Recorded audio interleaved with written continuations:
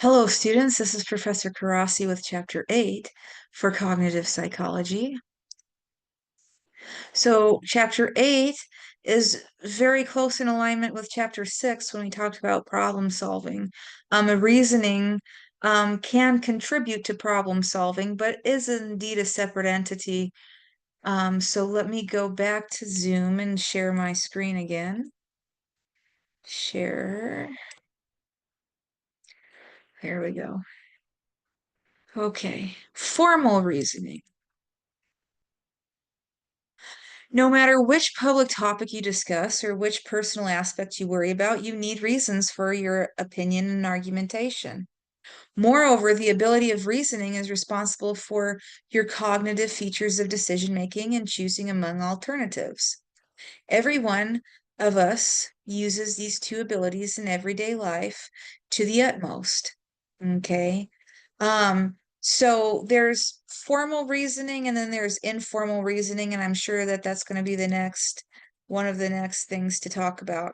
But formal reasoning is when we actually devote mental resources and deliberately thinking through something and coming up with arguments and data to support our arguments. Okay, we don't use that kind of thinking for every single thing we do every day. Do need to do it frequently. I want you to think about examples that you might be using formal reasoning for. Okay. Um, let's see here.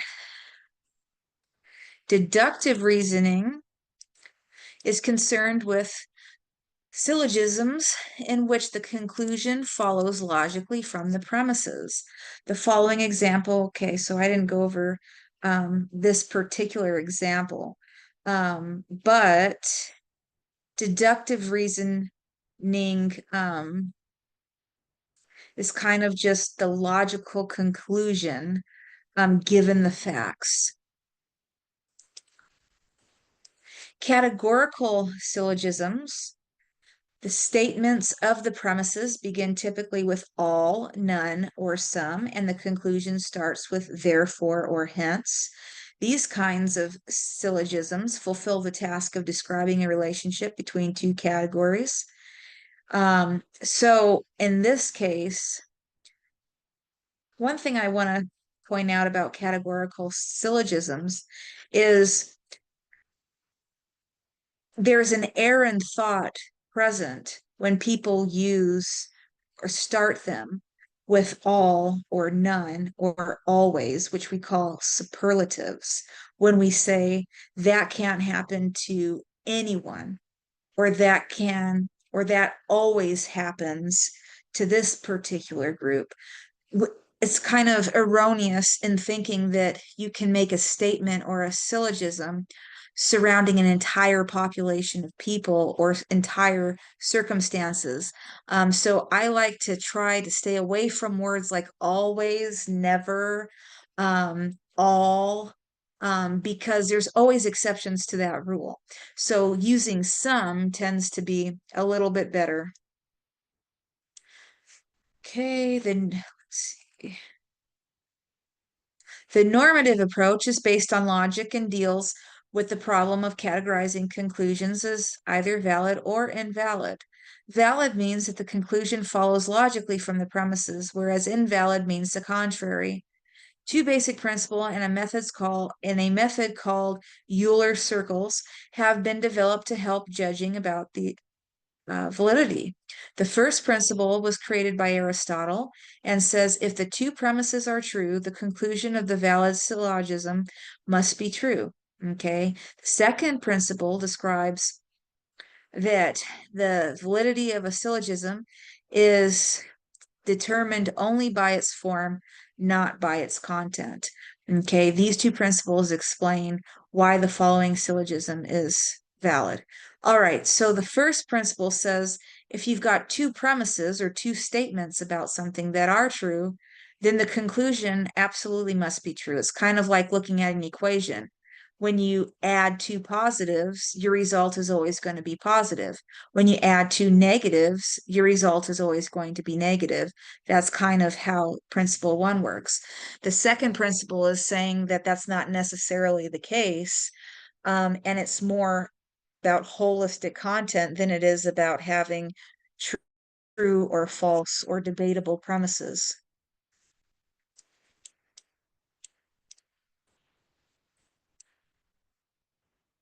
The descriptive approach is concerned with estimating people's ability of judging validity and explaining judging errors. The psychological approach uses two methods in order to determine people's performance: method of evaluation and method of production. The method of evaluation is when people are given two premises and a conclusion and the task to judge whether the syllogism is valid or not. Method of productions is when a participant is supplied with two premises and asked to develop a logically valid conclusion. So the method of production is when you're creating your own conclusion. The method of evaluation, the conclusion is already there and you're simply judging whether or not that's a valid conclusion. And I think we do both pretty frequently.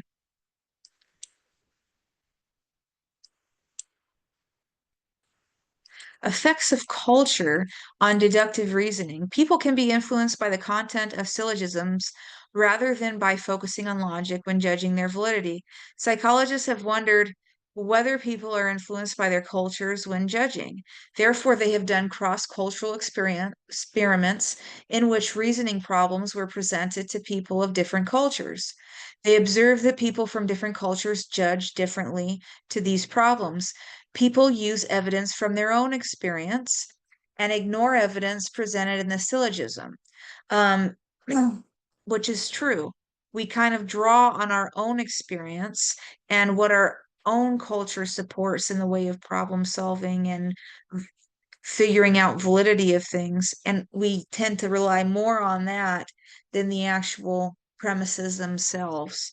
But culture undeniably can affect how we process this. Okay. So in terms of antecedent and consequent, an antecedent always happens before, the consequent is the what happens after. So an antecedent would be the present, the premise, and the consequent would be the conclusion. You can read through these tasks. Inductive reasoning. In the previous sections, deductive reasoning was discussed, reaching out conclusions based on logical rules applied to a set of premises. However, many problems cannot be represented in a way that would make it possible to use these rules to get to a conclusion. This subchapter is about a way to be able to decide in terms of problems as well. Okay, inductive. Deductive and inductive reasoning. Inductive reasoning is the process of making simple observations of a certain kind and applying these observations via generalization to a different problem to make a decision. Hence, one infers from a special case to the general principle, which is just the opposite of the procedure of deductive. So let's go ahead and look at this diagram. So deductive reasoning, you start with a general principle, and then you generalize that to special cases. So like special case would be an exception. So if we took a general rule and applied it to an exception, it may not work, but that would be an example of deductive reasoning. Inductive does the opposite. We first start with special cases or the exceptions, and we craft a rule around that and then make it a general principle that may not work for other types of problems that are not special cases. So they work in the inverse of one another, essentially.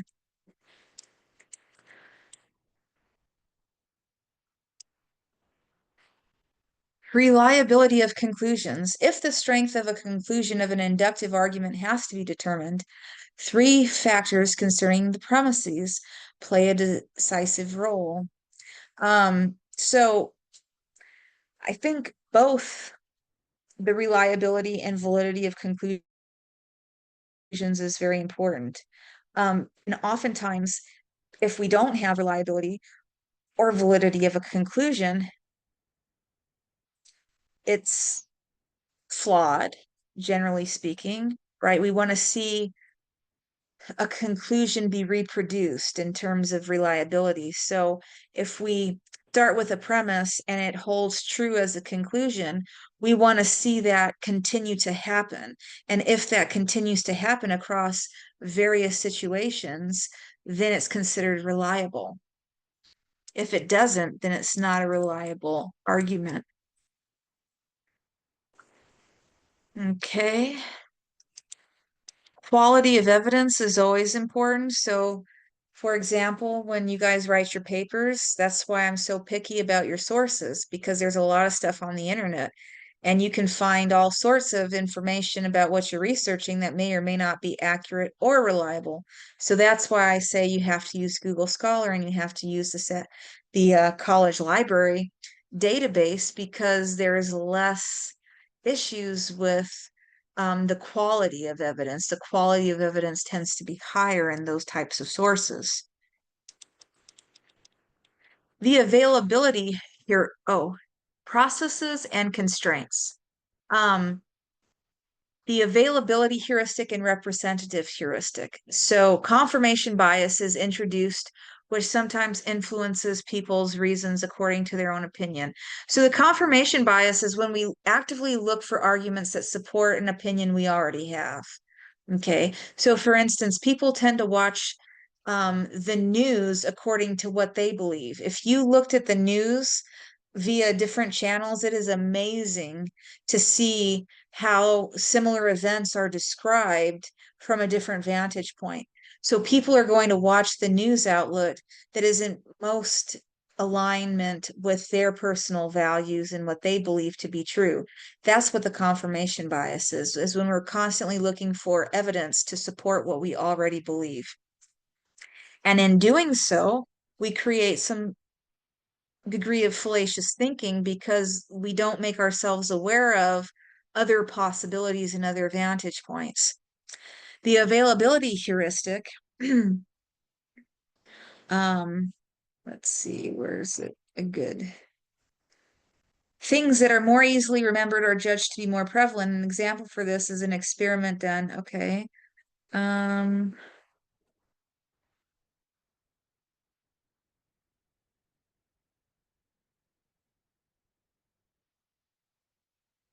this is why is okay. So the illusory correlation, people tend to judge according to stereotypes, which is absolutely the case. And an illusory correlation specifically is when a person says that there are two things related when they are not. They may have happened in coincidence, they may have happened together for some other reason, but there really is not a relationship. And availability heuristic basically indicates that we're making a rule of thumb based on the availability of information that we have. The representativeness heuristic, um, if people have to judge the probability of an event, they try to find a comparable event and assume that two events have a similar probability. Okay, so when something happens, and we're not sure what to do with it yet. And then we think of something else that may have happened that in our mind is similar.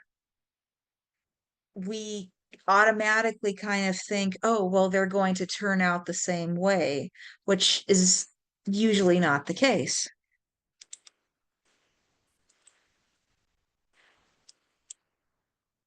Okay. We talked about induction and deduction. Decision making is very interesting, and I want you to think about your personal style of decision making. Um, what do you try to do when you make decisions?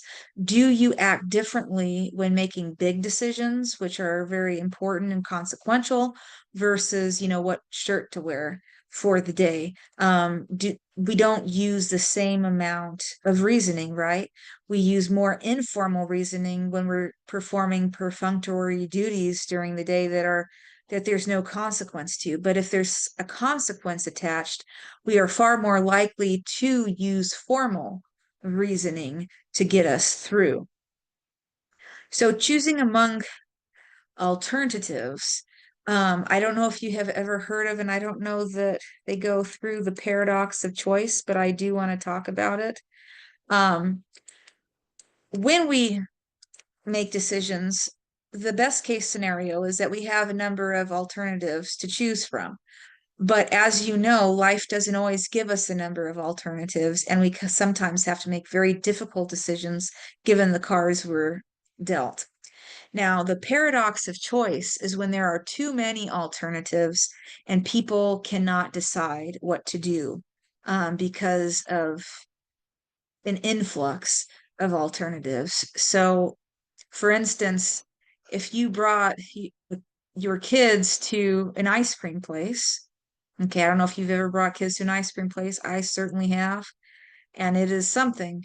And you've got all those flavors there. That's a great example of paradox of choice. Oftentimes, kids will want to taste all of the flavors, they can't make up their mind, etc. So now I've learned when I take kids to ice cream, I know what they like, and I give them 4 or 5 choices based on their own liking. And I say, just tell me of these, what do you want? And I'll get it. Because it's overwhelming standing there with children who cannot figure out what ice cream flavor to take.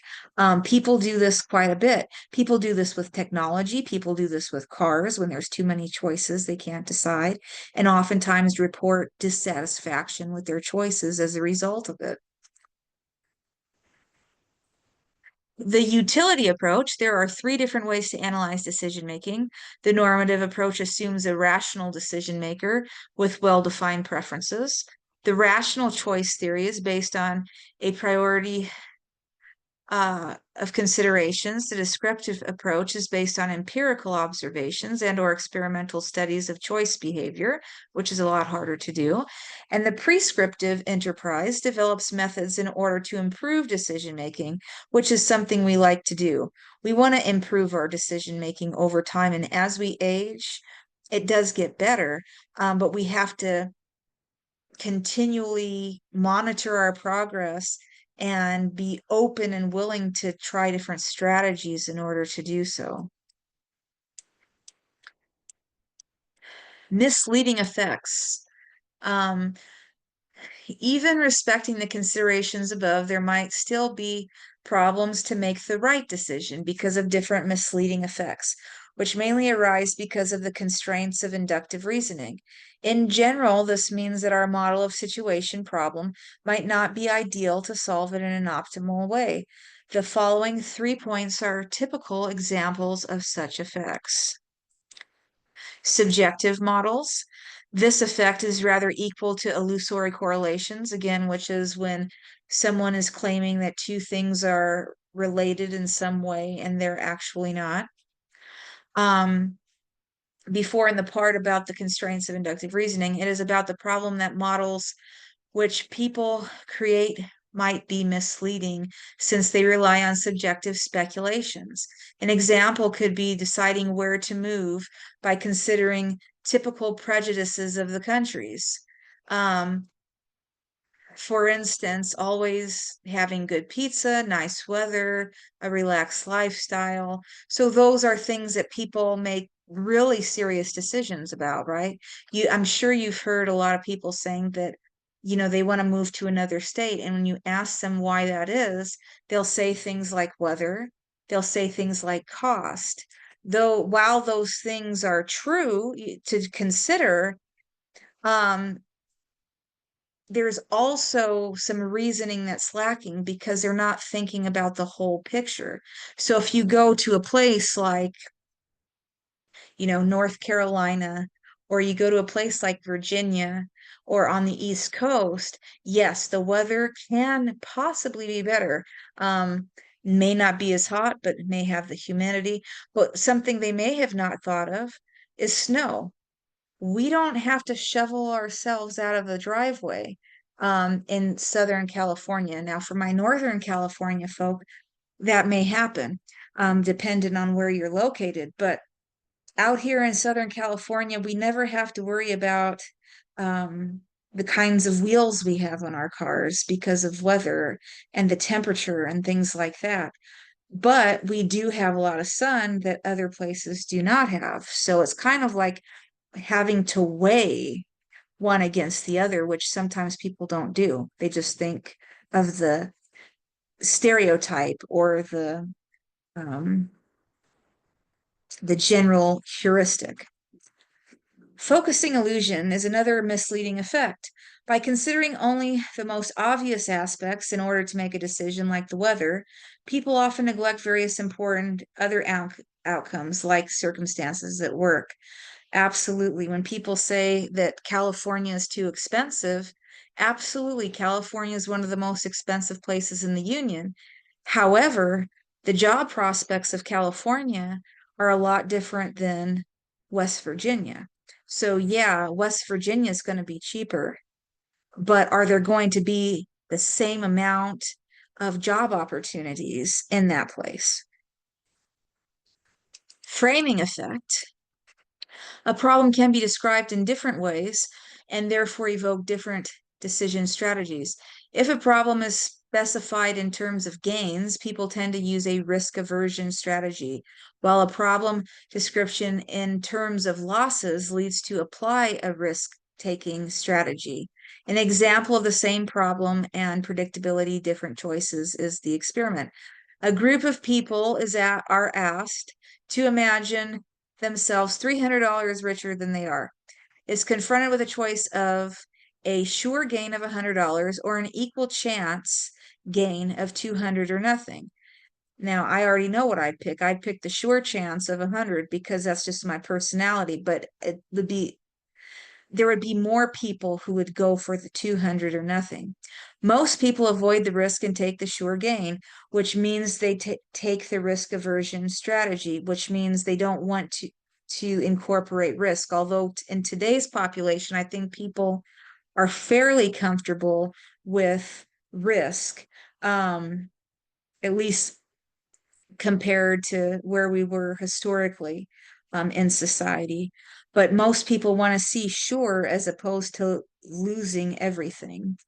Alternatively, if people are asked to assume themselves to be $500 richer than in reality, given the options of a sure loss of 100 or an equal chance to lose 200 or nothing, the majority opts for the risk of losing 200 by taking the risk seeking or risk taking strategy.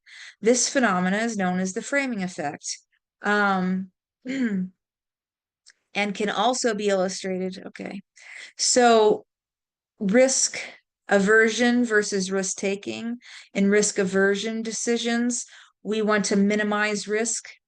In risk taking, we are okay with taking a calculated risk because we think we might gain something.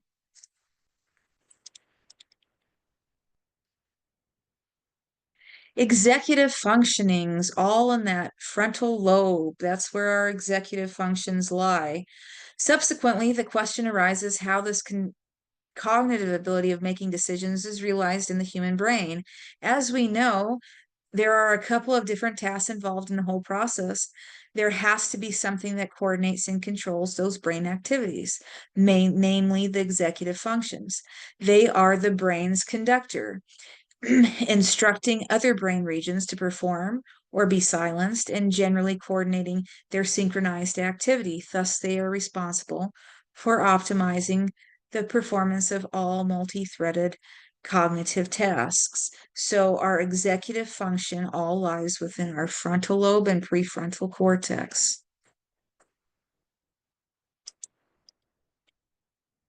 Executive functions in practice include planning or decision making, error correction or troubleshooting, responses containing novel sequences of actions, technical difficulties or dangerous circumstances, and the control of action or the overcoming of strong habitual responses. These types of goals or processes require more deliberate controlled processing, which is what executive function is.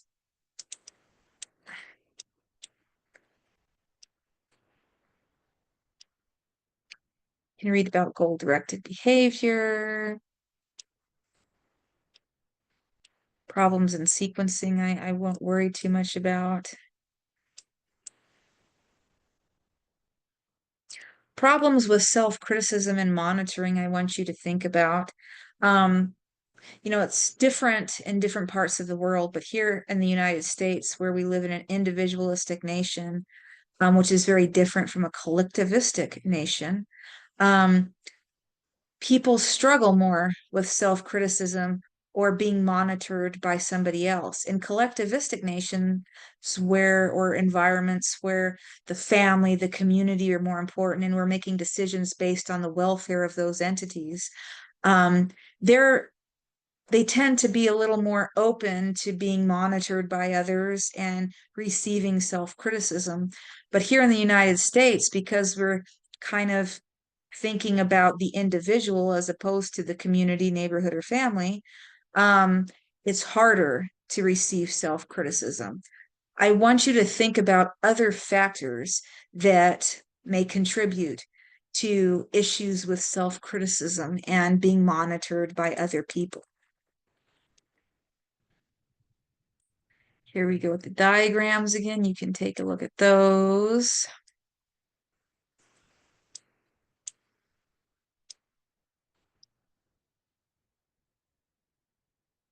Okay, we talked about working memory. So control versus automatic process. I do want to talk about that. So controlled processing takes place when we use a deliberate procedural uh, thinking, when we take time and we really think through something in a controlled, orderly fashion.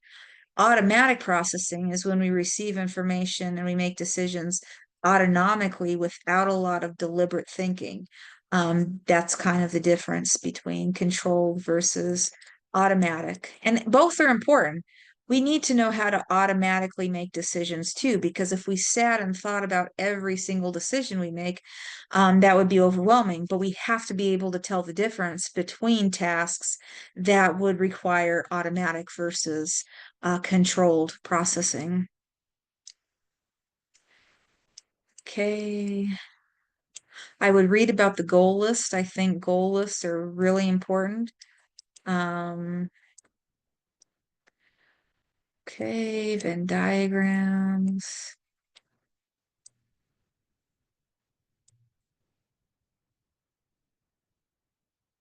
Venn diagrams is basically, I'll tell you what they're used for. I'm sure many of you have been exposed to them, but they're basically comparing three things or two things, a minimum of two. But what a person does is they look at, so for instance, if we go back to the example of people wanting to move to another state and they're considering three different states, H would be representative of one state, F would be representative of another, and W would be of another. And they would list all of the positive attributes of those individual states in the big circles. And then in the center where they all intersect, they would talk about the similarities between the three. So they might have very different positive attributes, but here in the middle, you're indicating what these three states have in common.